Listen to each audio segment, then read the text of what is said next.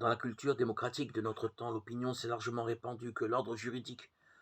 d'une société devrait se limiter à enregistrer et à recevoir les convictions de la majorité, et que par conséquent,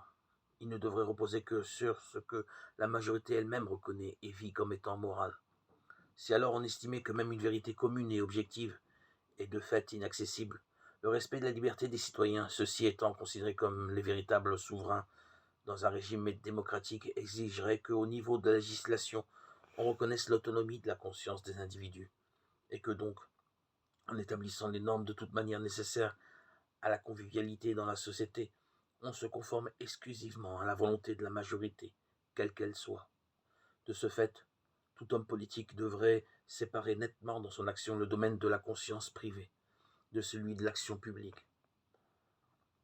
On observe alors deux tendances en apparence diamétralement opposées. D'une part, les individus revendiquent pour eux-mêmes la plus entière autonomie morale de choix et demandent que l'État n'adopte et n'impose aucune conception de nature éthique,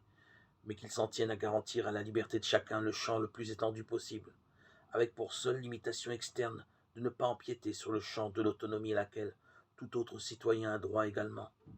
D'autre part, on considère que dans l'exercice des fonctions publiques et professionnelles,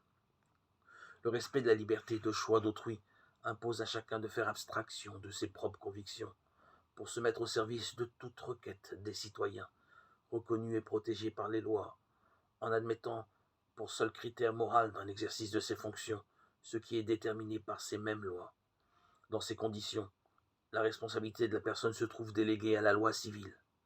cela supposant l'abdication de sa conscience morale, au moins dans le domaine de l'action publique.